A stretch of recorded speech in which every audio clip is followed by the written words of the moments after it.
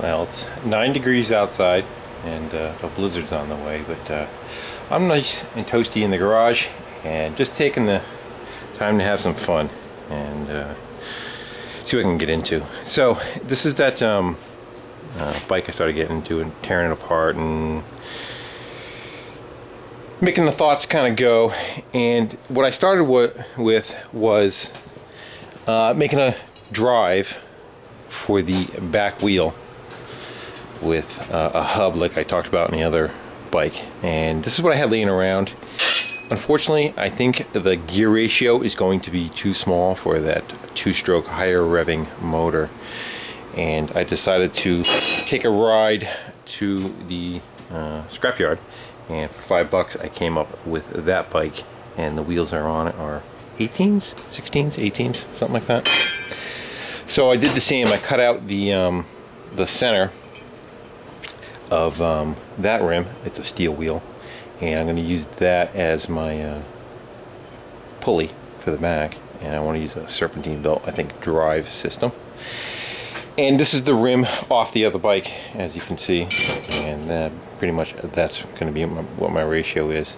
I think it kind of gives a good profile too, you know.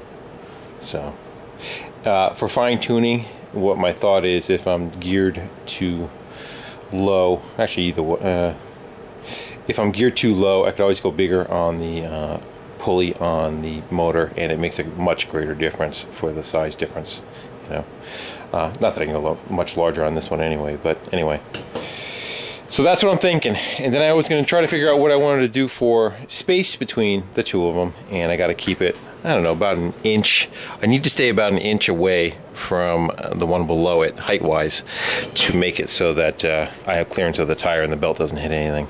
So, the only thing I can come up with, one thing I came up with, but I don't have any, is old skeleton keys. I think I'm going to use that idea on another bike, though. Like, you know, the old door ones, old antique ones that just have the two teeth that kind of stick off them, skeleton key style, and they're made out of steel, so I think I might want to use those for spokes if I can find a bunch of those, or repros or whatever. And I think that's one for the other bike. Anyway, so I went down the basement, and I had these big nails, and I was thinking, well, I can make just big spokes out of these and cut them down to whatever I need, you know. But I don't know, it seemed kind of, well, on the boring side, I guess. So said to myself, what has that shape that goes in between that I remember seeing before? And I know I saw it, and I went up my attic, and this is a stainless trim ring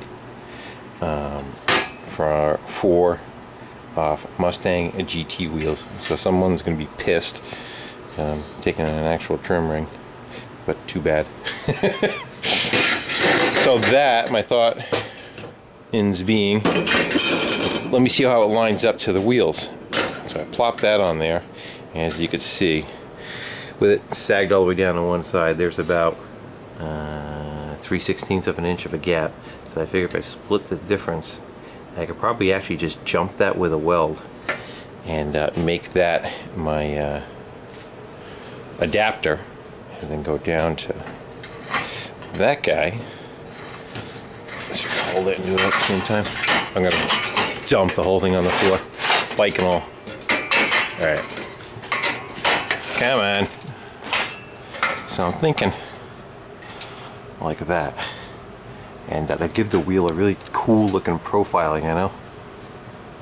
I don't care, I want the ass end fat, and what I figured was, the fatter that I make the ass end, the more center I could put the motor. I'm not worried about the pedals. I'll build all that stuff afterwards to make it pedal, but I'm just trying to build the drivetrain first. I like designing it around this way, as I did the other bike too. I started with the back wheel and how I'm going to tie it to the motor, and then we'll worry about all the other stuff later. But I don't know. That's what I'm going to try. If it sucks, then that could be a problem.